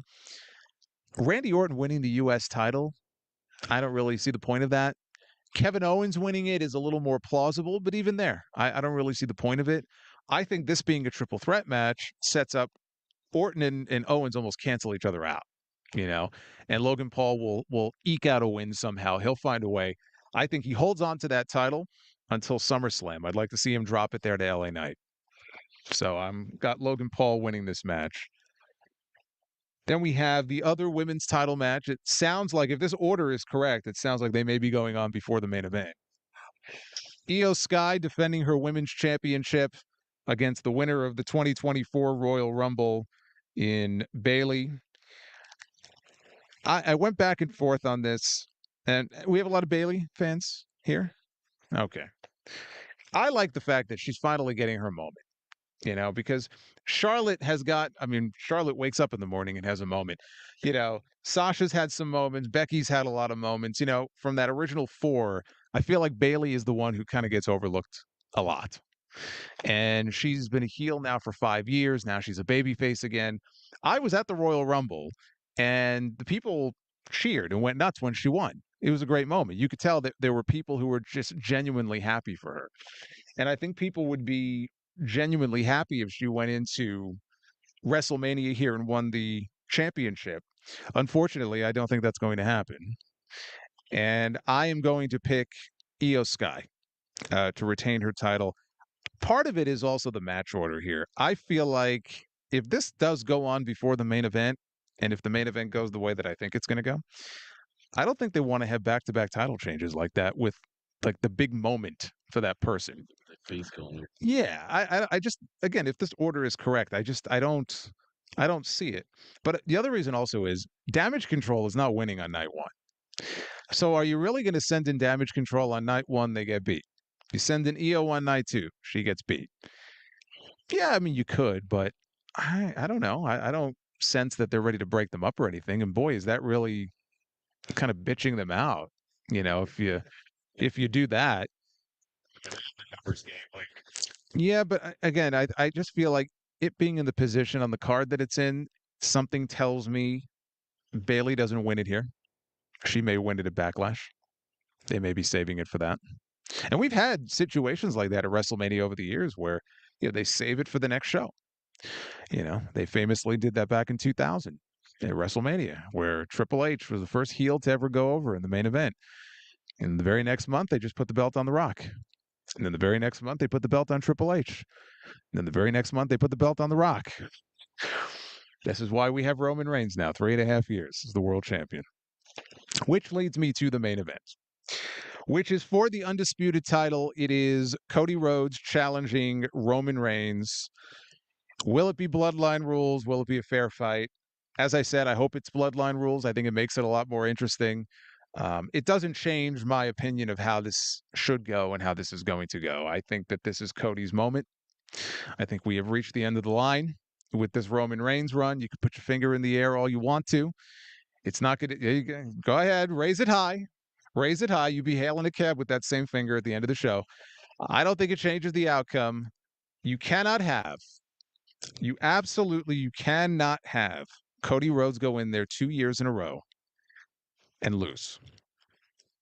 Unless you just want to kill off any credibility of him being like a top babyface. Like, he'll be fine. It's not like he's going to be jerking the curtain if he loses at WrestleMania. But I think people are going to look at him a lot differently if he goes in there and doesn't win. And he's doing interviews this week. He was on the Today Show the other day, and he said that, you know, if I don't win on Sunday, maybe I'll do commentary or something. Like, maybe I should just do something else. He's been beat down for the last month. But, you know, you go in to WrestleMania last year with this idea that, okay, he's gonna be the one, and he's gonna beat Roman Reigns, and then he fails. He wins the Royal Rumble 2 years in a row, which nobody else has done in 27 years, right? It's a big deal. He's up there now with Austin and Hogan, and then there's Cody. And Shawn Michaels, right? Can't forget Shawn Michaels. Austin, of course, won 3 of them, but he's Austin, so we'll get to him in a second. But I feel like there's no other outcome here. So here's how I see it going down. I think we end up with bloodline rules. I think Jey Uso is going to come out to fight off Jimmy Off they go. Because again, Jimmy wins night one. There's still an issue there. So that's why Jay comes out and you keep that going. But you got the problem of Solo Sikoa. Now, I think it would be crazy if they don't repeat the spot from last year. Tease the fact that the match might end the same way. You got to do it, right? Only this time Cody kicks out. But who could come out to neutralize the Solo Sikoa threat? If only there was a guy who lost to him a few months ago. And then poor Solo, of course, has been on a losing streak ever since. He can't win a match to save his life. But, he beat John Cena a few months ago. And John Cena has been doing interviews also. And every time WWE comes up, like, he's the one bringing up WrestleMania. He doesn't do that unless he's going to be there. Like, he's going to be there.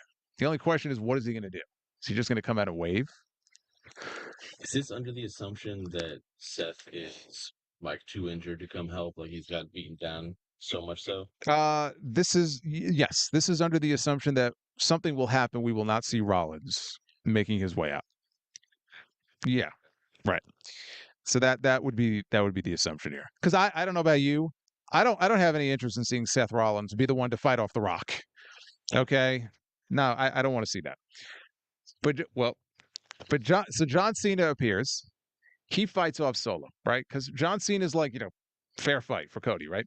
So off goes Solo Sikoa. So now we don't have to worry about Solo anymore. We don't have to worry about Jimmy. We don't have to worry about Solo. We don't have to worry about Heyman because he's Heyman. What's he going to do?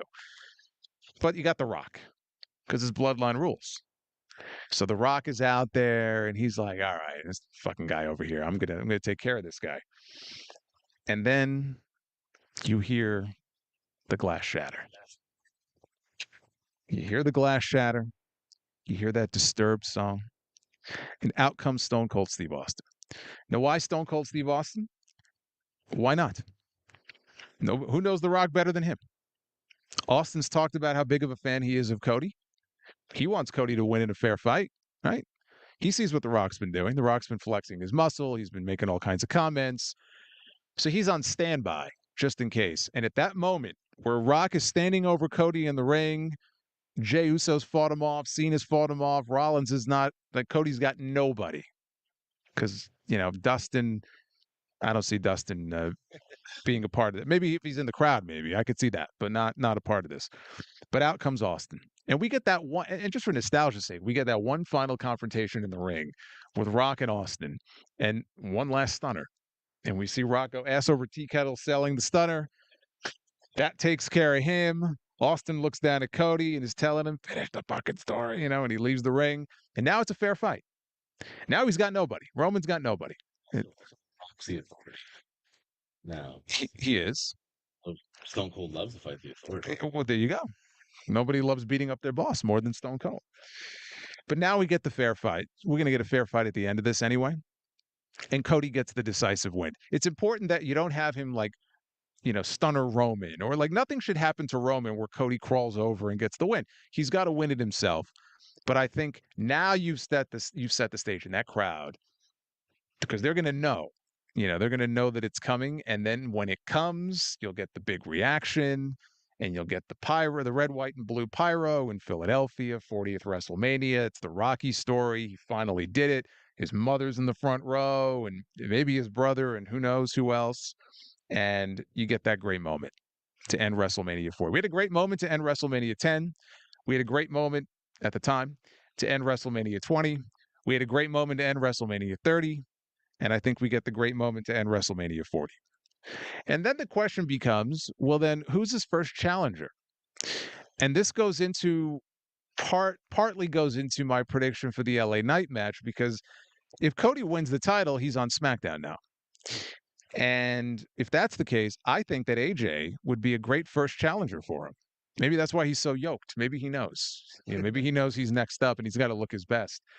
Because, Randy Orton is an obvious match. You don't do that right away. Because I could see Randy Orton beating him for the belt if Orton goes heel again at some point. And you can get a Cody Orton program for 6 months if you want. You don't do that first, right? The first person's going to get beat. AJ wins at Mania. That gives him a little bit of credibility back. You could set him up to be the first challenger. I think that makes sense. But that is how I see WrestleMania 40 going down.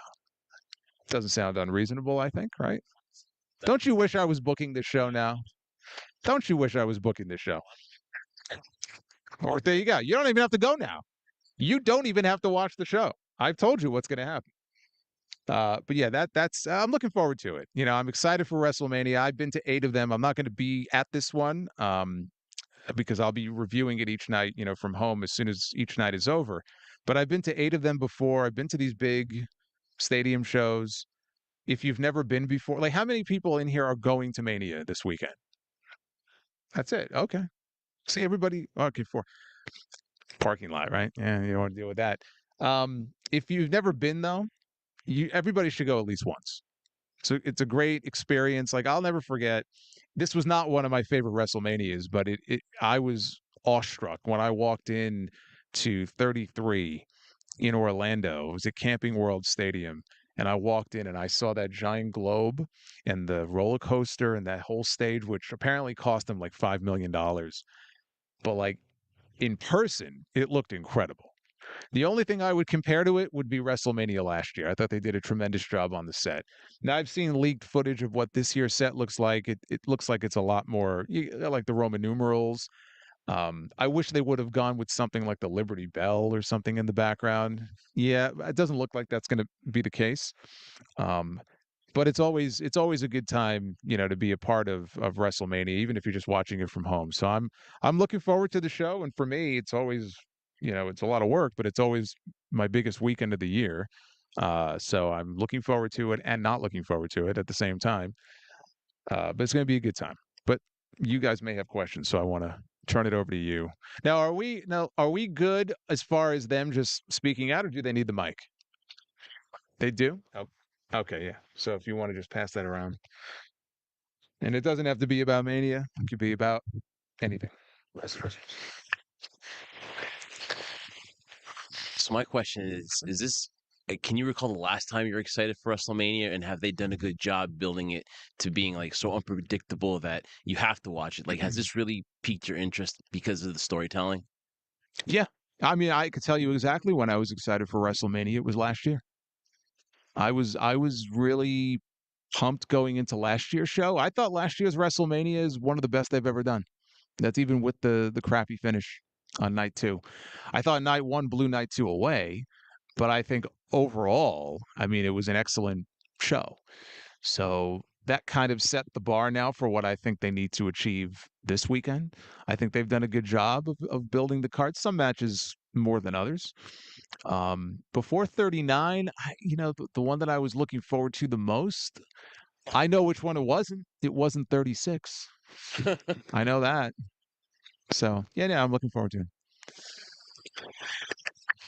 The way you explain the main event to me makes logical sense, but as we know in pro wrestling, logic and pro wrestling don't go They together. don't go together. No. No. And everything in terms of how you explain it works. But is there any possibility, as much as you're very emphatic of what's the ending going to be at the main event, could you see them still going with Roman? Because they're trying to build that scenario where he surpasses Hogan. Look at this guy. Look at this guy. Paul Heyman never wants to retire. He could be his manager, Yeah, of course, there's always a possibility. I mean, and you have people who are talking about, and Mark Henry brought it up, Hogan. Hogan was champion the first time for 1,400 something days. And if Roman Reigns can get to September, he'll pass Hogan. Yeah, he'll pass Hogan, and instead of number 4, he'll be number 3. Who cares? To me, if your whole thing is we have to break some phony record that isn't even all that big at the expense of your creative or at the expense of this other guy who you're positioning as your top babyface, then you're doing something wrong. I think it would be far more damaging to Cody, and for what? Like, what would be the purpose of extending this run out for another 6 to 12 months? We know Roman is not full time. We know he's not going to. The Rock has been around more than he has. So that's not going to change. Like, his schedule is what it is, whether it's health related, whatever. I mean, good for him. That's the schedule he got. It doesn't make for a great champion if you're a viewer watching the show week to week. We need someone who could be full time. Cody is that guy who can be full time. There's a chance. I don't think it's a very big chance. And I think it would be a mistake.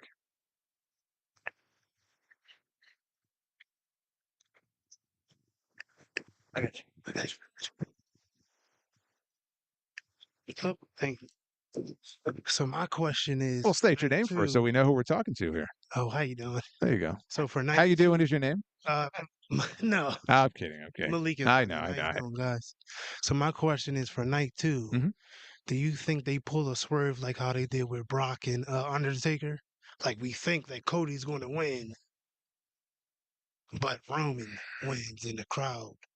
Face just drop like how they did with Taker and Lesnar. I don't think faces would drop. I think you'd have people who were just angry and Yeah. disappointed. It wouldn't be shocked necessarily. hmm I'll say this.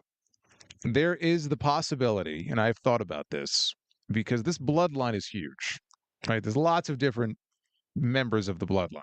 Right. If they wanted to introduce a new member of the bloodline, then I could see that factoring into the finish. Okay. And whether that was a Jacob Fatu, who I think is a free agent right now, and again, is somebody who has, worked with him before in House of Glory. He was our champion for a while, and if you've watched him in MLW, he's an unbelievable talent. I mean, the guy, I've said this on commentary, and I meant it. I think he is athletically the most gifted of that entire family. Like the things he can do is just incredible. So I would love to see him in WWE. I would hate for that to be the way they introduce him where it costs Cody. But if they wanted to introduce him, or Tama Tonga is supposedly coming in and they consider him part of their family, so he may be linked up with them possibly. Yeah, I could see that. I could see that. But I really hope that doesn't happen. Right. I really hope not. With all this talk about Cody, Mhm. would you say? Well, this is my question, but either him or Punk are probably the biggest defections from AEW ever. Who do you see next making that jump, or vice versa, going from AEW? Because obviously, with the reports of them having a lot of disgruntled people Mhm. and all the reports about people feeling creatively. And disgruntled fans after that Oh my Billy gosh. Gunn match last night. But go ahead. Yeah.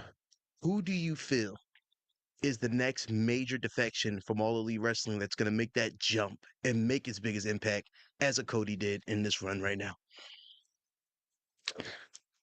I mean, there are people who I think are going to make the jump Right. when their contracts are up. I think Ricky Starks is one. I think Wardlow is another. They're not at that level, though. Somebody at that level, I think MJF is going to go. He's not going now. I cannot believe that he isn't already signed. So he's probably there for another 3 years, would be my guess.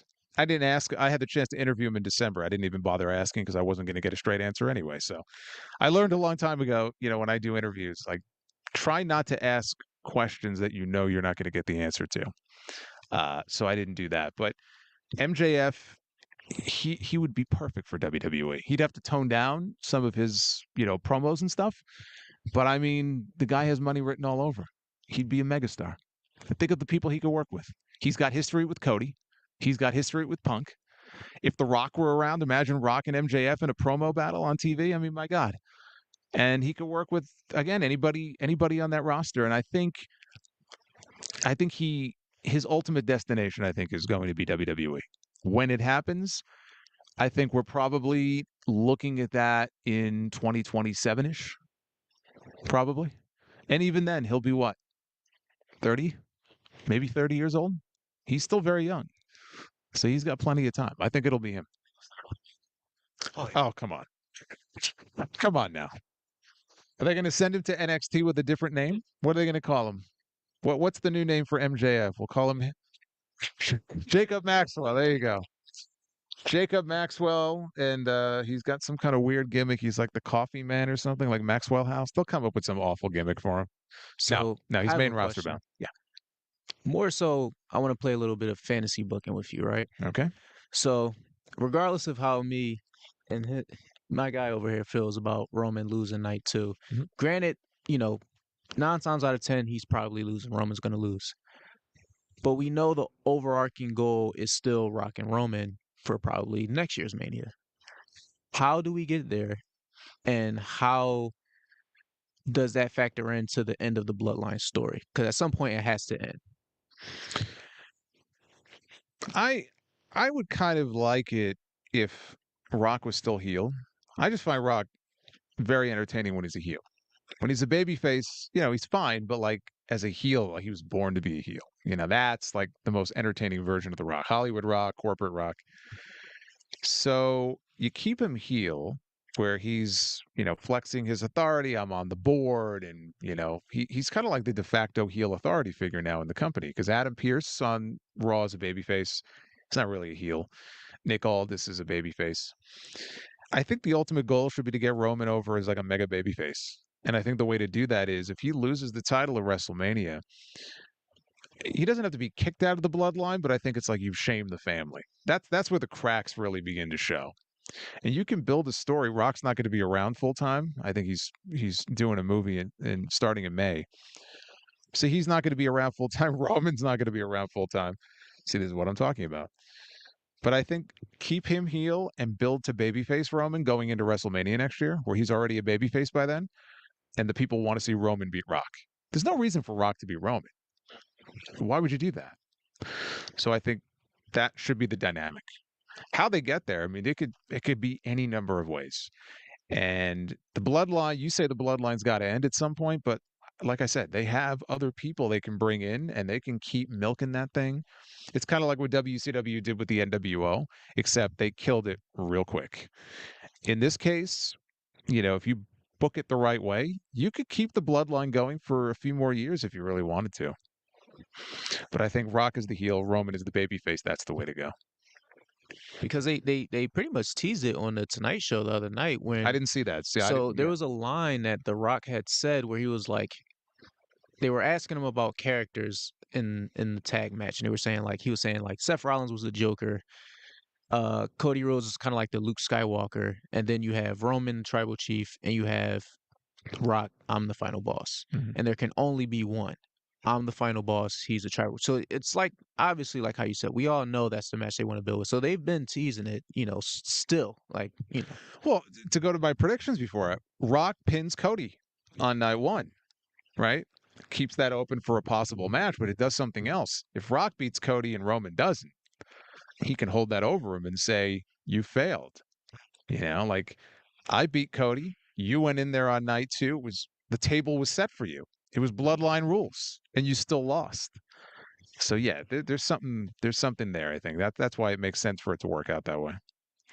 As Woody from Suplex Vintage Wrestling, keeping an eye towards the future. Mm-hmm. If you could put stock in an NXT star right now that you think in the next year or two could really make that jump to main event, a WrestleMania style event, who would you pick? Trick Williams. Oh, yeah. Everyone talks about Carmelo Hayes, and he's great. Trick, though, I think they got their eye on Trick because he's like the whole package.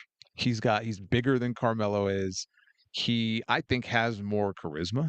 The mic skills. Yeah, I mean, Melo has charisma, but not like Trick.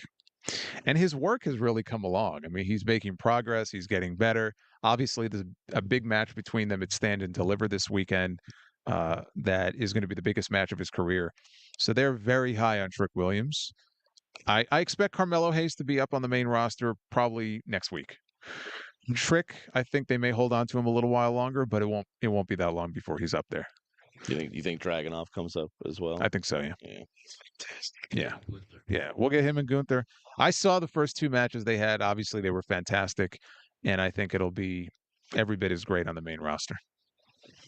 So, curious about the first one. Cody cried about it on Ariel Helwani yesterday about Brandy somehow being involved in the match. So, curious where you think that. But speaking of things filled with hot air, yeah, do you think we get the Bailey Buddies back just to get that pop? Oh, for her entrance, you mean? Yeah, On Sunday? yeah.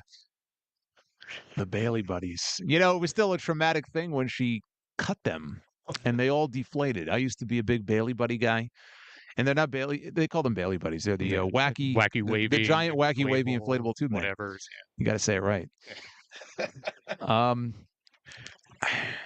I don't think so. I don't think it really fits. I feel like it would solidify the turn. I think it would be a step backwards. Fair. I don't think. Yeah, That's true. I mean, I'm sure. Look, at some point, everyone gets nostalgic and we'll get Bailey come out one night with pigtails and balloons. I don't think it happens at WrestleMania though. Fair. Yeah. Can I go again? Nobody had a question. So yeah, my name's Makai. Didn't say that first time. So tomorrow I am attending Ring of Honor Supercard of Honor. I'm a huge fan of Athena. I've went to the last 2 pay-per-views to support her. Big fan of hers. With Tony Khan, alluding to finally this year investing into his women's division, signing Mercedes Moné, bringing in all these different women, giving women more television time, what's key. Do you believe this is finally the year Athena makes the jump back to television? And do you think he finally keeps his promise and gives the women the big time that they deserve? I hope so. I feel like we have felt that way before, and it's still not where it needs to be. The Athena thing is completely puzzling to me. I don't understand it. We watch AEW television. We constantly see Ring of Honor people on AEW television. We have the world champion, right? Eddie Kingston has the Ring of Honor world title. Kyle Fletcher has the TV title. And I guess the Kingdom, they have the tag team titles. She seems to be the only champion who is like unofficially barred from appearing on AEW television. I think the last time we saw her was the Owen Hart tournament last year. And she's fantastic. And I feel like she's just being hidden away. Because the Ring of Honor audience, yeah, she's great. You're going to go to the Ring of Honor show. She's going to have a kick-ass match. The audience that is watching that is microscopic compared to what they could get in front of 600 or 700 or 800,000 people on TV. Is it bad? I haven't seen. It's not good? Well, that's what I mean. So Ring of Honor, and I appreciate what he tried to do by buying it to try to keep it alive instead of WWE just basically buying it and using the tape library, and that's the end of it. He's talked about how he was a big Ring of Honor fan back in the day. He was a big ECW fan, right? Tony Khan went to all the shows. Ring of Honor right now feels like a dead brand. It's being propped up. He wants it to be a success. It's not. Now you have someone like Athena who is a main roster caliber performer. She's been the champion for a long time. I don't know exactly how long it's been. I'm pretty sure it's been well over a year. She's murdered everybody in the division. When she wrestled Billy Starks, people thought this is it. Billy Starks is going to beat her, and then she didn't. And she just keeps on rolling. It's like the Gunther thing. It's like, okay, what are we doing here? Like, what's the end goal for this? Who's going to step up and be the one that you can believably, like, who's being built to beat her? Which is an honest question because I haven't been watching Ring of Honor. I don't know if they're building anybody to actually be the person to do it. Like, who's she wrestling at the show this weekend? Okay, so that's going to be a great match. I don't see Shida being the one to beat her. So she'll beat Shida. And then what? What next for Athena? Meanwhile, he paid to bring Mercedes into the company, which is great. I'm a big fan of hers. Athena should be wrestling people like her and Willow Nightingale and Britt Baker and Thunder Rosa. And when we get her back, hopefully soon, Jamie Hayter and people like that. So I want her. I don't care about her with the Ring of Honor women's title. I mean, if we don't have a garbage can here, but the Medusa thing, right? Like, get her on Dynamite, get her on Collision. That's where she should be. She's being wasted, completely wasted. Which is how everybody is going to be at that wrestling nightclub tonight, starting at 8 p.m. This has been great, and I want to thank all of you guys for hanging out with me for a little bit. Tomorrow, it's sold out. The show is already sold out if you don't have tickets, but I am looking forward to the House of Glory show because we are partnering with Sami Callihan's promotion, Wrestling Revolver, and we're having our first joint show together. And I don't know what the commentary situation is. I haven't been told, but I would imagine I'll be on the call for the main match, which is, for a lot of people, it is a dream match. Certainly from the independent scene, where Amazing Red is wrestling Mustafa Ali. So that's going to be incredible. Mike Santana is our champion. Alex Shelley is their champion. It's title for title, champion against champion. There's going to be a bunch of other matches on the show. That's at 3:00 tomorrow. It'll be streaming online on Triller TV. I am the announcer / commissioner for House of Glory. I won't be wearing this tomorrow. I'll be in a suit and tie. So I'm looking forward to that, and looking forward to WrestleMania. And hopefully, you guys will be tuning in for my reviews this weekend, because I'll be live after each night of WrestleMania. There'll be a podcast at some point this weekend. My God, I haven't even talked about the Punk stuff yet, but of all the weeks for that to happen, like of all the weeks, that and the Bray documentary, like, oh my God, which was great, by the way. It was great, yeah.